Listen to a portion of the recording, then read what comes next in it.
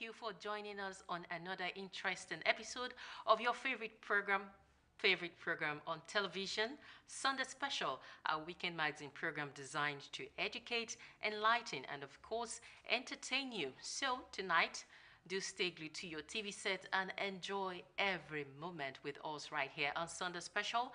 But first, let's catch up with the latest news.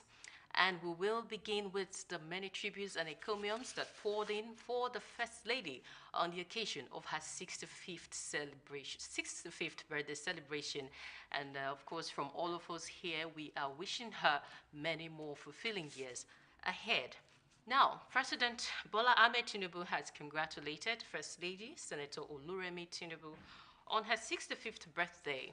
He praised her for her strength and enduring grace through every season, from the long years of struggle and political exile to leadership responsibilities where she stood firmly with her in dignity, patience, and devotion. President Tinubu described the First Lady as being more than a wife, but a confident counselor whose life shows compassion, faith, strength of womanhood, resolute and humble. He prayed that God will grant her good health to continue to carry out her services to humanity. Similarly, Speaker of the House of Representatives, Abbas Tajuddin, says the First Lady, Senator Oluremi Tinubu, is empowering Nigerian youths to greater heights. The Speaker eulogized the First Lady on her 65th birthday, describing her as an accomplished leader whose impact inspires many women. He was joined by his deputy, Benjamin Kalu, to eulogize the First Lady on the August occasion, describing her as an inspiration to women and a compassionate leader.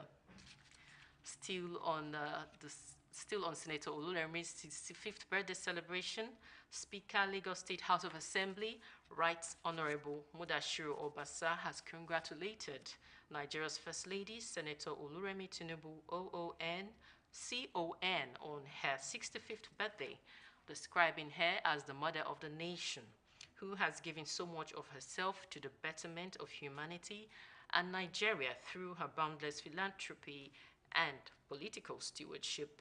In a statement signed by his chief press secretary, Mr. Dave Agbola, Obasa acknowledged and appreciated Mrs. Tinubu's selfless and generous services and sacrifices since her reign as the First Lady of Lagos State, during which her life-changing New Era Foundation impacted many lives, especially the youth, women, and vulnerable people. He also commended her robust stewardship as a three-term senator and now as the First Lady of Nigeria. The Speaker described Mrs. Tinubu as a pivotal force, inestimable cheerleader, and foremost partner of our beloved President Bola Ahmed Tinubu, GCFR, in his mission to enthrone a more prosperous and progressive Nigeria through the Renewed Hope agenda. He submits that history will be kind to the First Lady for her steadfastness and dedication for the welfare of the Nigerian people. Away from celebration, Lagos State Police Command has successfully tracked, trailed, and arrested a notorious armed robber, hired assassin, and murderer in his hideout in Ekpe Division of Lagos State, identified as John Samuel, male, 28 years old, from Akwa Ibom State. The suspect was recently released from prison in August 2025 after serving a 6-year jail term for armed robbery. On 18th August 2025, the notorious armed robber was captured on a CCTV footage where he fired at the victim with a pistol before dispossessing him of his gold necklace jewelry, while his accomplice waited on a motorcycle for their escape. The victim, who sustained serious gunshot wounds during the attack, has since been treated and discharged. The Lagos State Police Command is currently intensifying efforts to arrest other members of his gang and bring them to justice. Commissioner of Police, Lagos State Olorundare Jimoh, praised the gallantry and commitment of the operatives that led to the successful arrest of the vicious and notorious armed robbery suspect. Away from the news segment now, we'll now go on a short break, and Sunday special will return shortly. Do join us again. What we're basically doing today is to search for the tastiest biscuits ever on the playground. Are you guys ready? Yeah! The search starts in 3, 2, 1, let's go!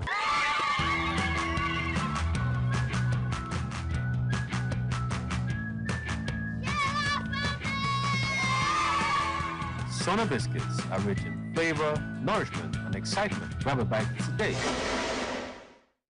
Are you looking for a spacious, serene, beautiful and comfortable environment for your event? Then NTA Lagos Channel 10 premises is the place to be. With about 3,065 seating capacity, NTA Lagos Channel 10 premises provides a well-secured land and car parking lot for your wedding receptions, birthday parties, religious and school activities. our conference hall is convenient for company annual general meetings, lectures, seminars or workshops. With just 250,000 naira only, you can use our entire space and also have your event covered with a token which will be aired on our social diary program, Mary Lane. For more inquiries, please contact our marketing department, NTA Lagos Channel 10, Tejo Show, or call Chibuzo on 0812-324-5519 and Gmo on 003-830-1669. NTA Lagos premises affordable just for you. Welcome back. If you're just joining us, this is Sunday Special, our weekend magazine program where we celebrate people, events, and culture. Speaking of celebration of people, we'll take you to Rotary Club. Rotarian Abigail Akano has emerged as the 14th United President of the Rotary Club of Ikeja, GRA, Lagos. Her investiture ceremony was a colorful and memorable occasion, bringing together families, friends, associates, and members of the Rotary family in an atmosphere of joy and camaraderie. The highlights are hereby presented.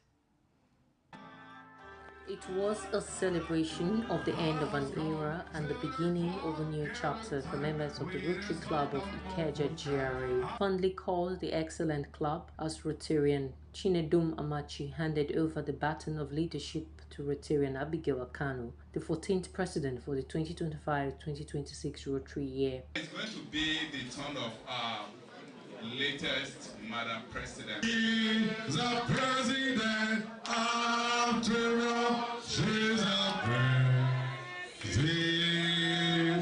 In his valedictory address, the immediate past president, Rotarian Chinedum Amachi, highlighted the impactful achievements of the club in the past year, cutting across different sectors. He urged members to extend their support to the new president in advancing the core mandate of Rotary.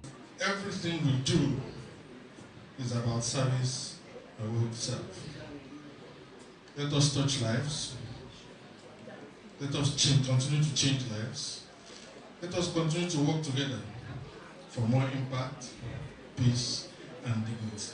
For the young and elegant president, Rotarian Abigail Akano, who has risen through the ranks of the club, it was a moment of pride and responsibility. She reaffirmed the club's unwavering commitment to service and community development, while expressing her readiness to serve and further project the image of the club. Together, we will build on the legacy of those before us, and we will chart a new path to creating lasting impact.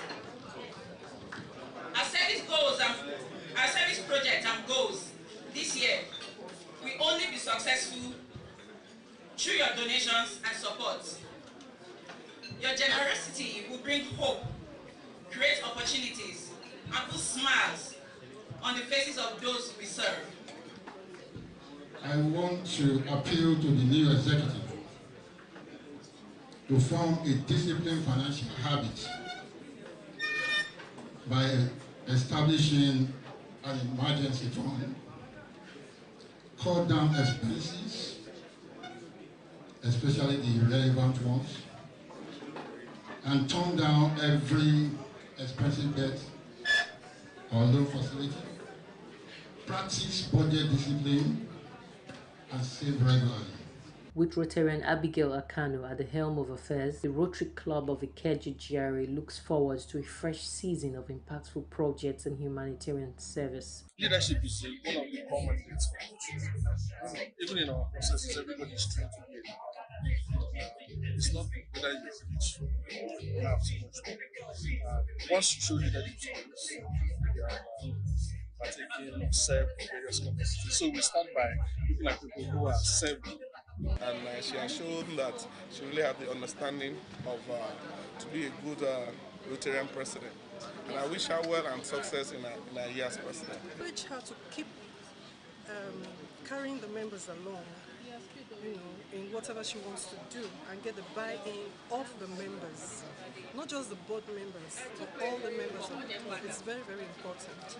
So if there is any way that we see that we need to unite together for her to be successful, I think we are therefore we should be able to do that. The ceremony also featured fundraising activities geared towards the execution of upcoming projects. The Rotary Club of Ikeja GRA, chartered on October 17, 2012, and a proud member of Rotary International within District 9110, remains a distinguished organization of business and professional persons united in providing humanitarian services.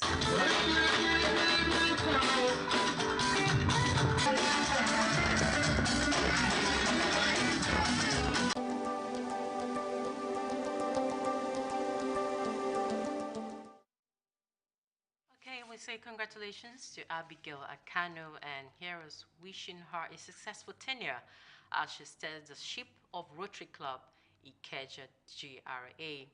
Now talking educational matters, graduation ceremonies, once reserved for higher levels of education, have become increasingly common in Nigeria's pre-primary and primary schools, often marked by elaborate celebrations, color-coded themes, and significant financial demands on parents. While some argue that these events encourage academic aspiration and build confidence in young learners, others view them as unnecessary extravagance, burdening families and diverting focus from more meaningful academic development. Ometere Chiedu examines the growing trend, financial implications, and the call to refocus on the true essence of early education. School graduation is an opportunity for parents and guardians to come together to celebrate and award the students. It fosters personal growth and it makes them to strive more to perform better in their future academic journey. It began as a simple rite of passage, a handshake, a certificate, a farewell to one stage of learning. But today, graduation at the basic school level has evolved into pageantry. Private schools in particular roll out the drums, decorate halls, and dress up children in gowns and caps, a scene that mirrors universities. For parents, the experience is often bittersweet. The joy of seeing their children parade in colorful robes is quickly tempered by the burden of bills, payment for outfits, reception, and even themed dress codes. Some confess they felt pressured to keep up appearances. Others admit their children hardly remember the occasions years after. It's actually not a big deal. If every school wants to do graduation, it's actually not a big deal. As long as they can afford, parents can afford it, why not? Why are you doing graduation for a primary school, nursery, all these things, graduation kind of? Graduation should come from maybe primary 6. It keeps memory and children are happy about it, but at the same time, it's not something one should do with force. It's good for children to have a social life. It's good, but anything that is constantly, that is now be a burden to the parents, even at times it will affect the children also. So it's not even advisable. Critics describe the ceremonies as unnecessary waste. They argue the millions spent could provide food, healthcare, or learning materials.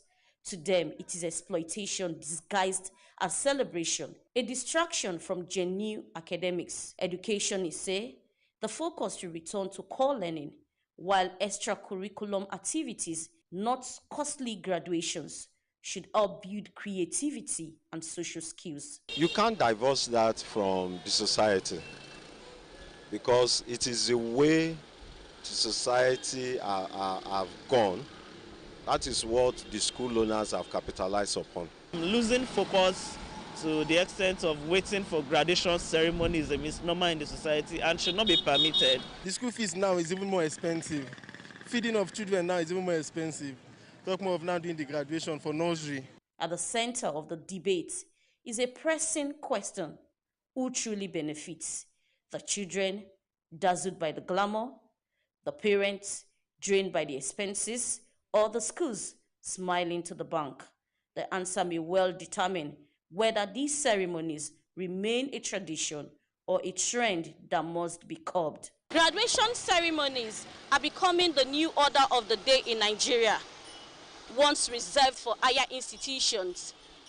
The trend has trickled down to toddlers and young pupils. While some hail it as motivation, others dismiss it as exploitation and needless extravagance.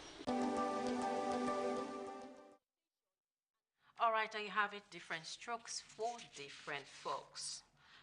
Now to pedestrian bridge. A pedestrian bridge is a structure built to allow people to safely cross obstacles such as roads without interfering with vehicular traffic. The importance of pedestrian bridges span across safety, accessibility, and urban planning.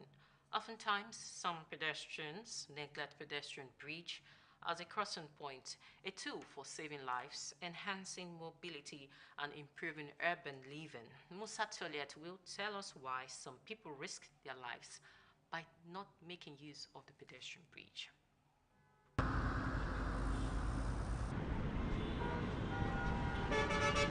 Having a close shave with death on highways every day seems to make the day for some die-hard pedestrians in Lagos who defy all regulations and enforcement strategies to make them utilize footbridges. When you're crossing, you're not closing your eyes now. When you're crossing, you're very much aware. There's no need for the bridge. When the road is not easy to, it's very easy to cross. Why are you crossing? Why are you not using the bridge?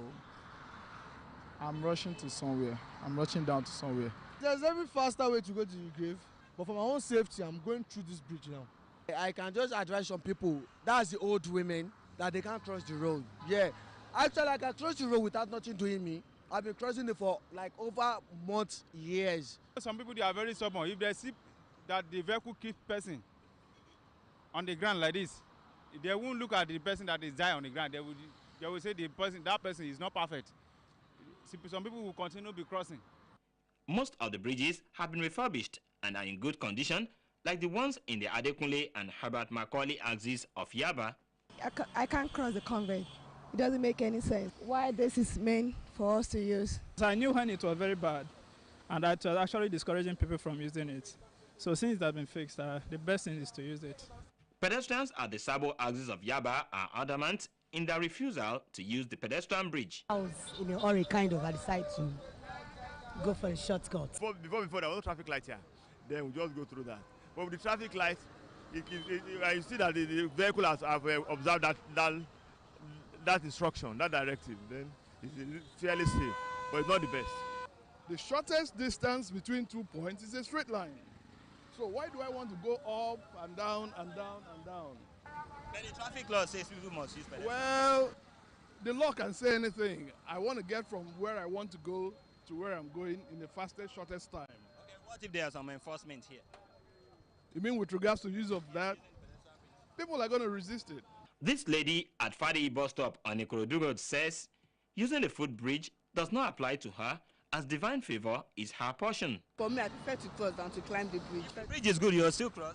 I will still cross now. Why won't I cross? I believe in God. God is my guide, so he will guide me. Many, however, say for enforcement to be effective, the state government should sensitize the public on the use of pedestrian bridges and punish violators. The government can do more by creating awareness. Let there be a kind of awareness and also enforcement. By the time you do it today, you do it another 1, 2, 3 weeks. People will be used to it.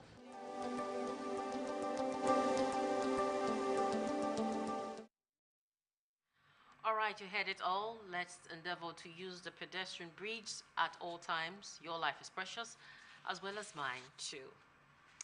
Now, talking resilience.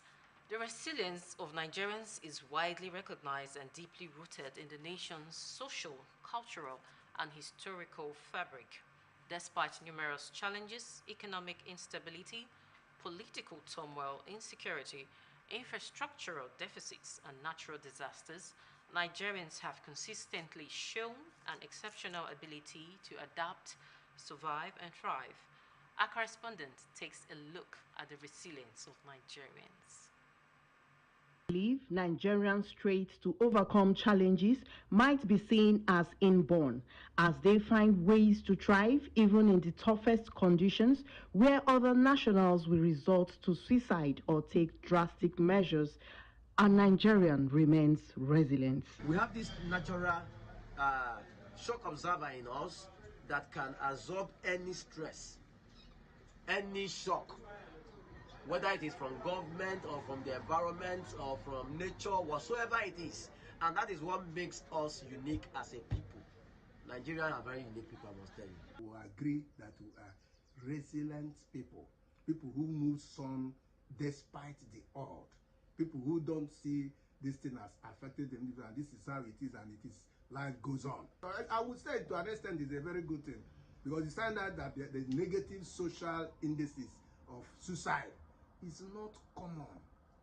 Some Nigerians said resourcefulness, doggedness, and adaptability are hallmarks of Nigerians' resilience. From technology startup to entrepreneurship, Nigerians turn challenges to opportunities. Nigerians are very strong people, which many countries know.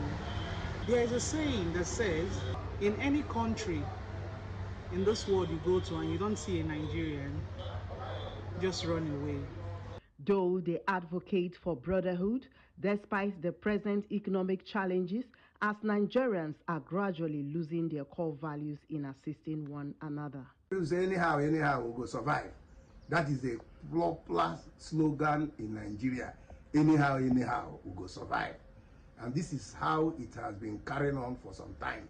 So if you just find yourself in a society and this is the way they live their life, you can't manufacture your own life. You live the life you see in the society where you find yourself. And that is why at any time people are saying something, you find out that this is the majority view. When you hear the name Nigeria, as far as I'm concerned, I hear strength, I say determination. As blacks that we are, I see Nigerians as people that survive under any circumstances, any condition.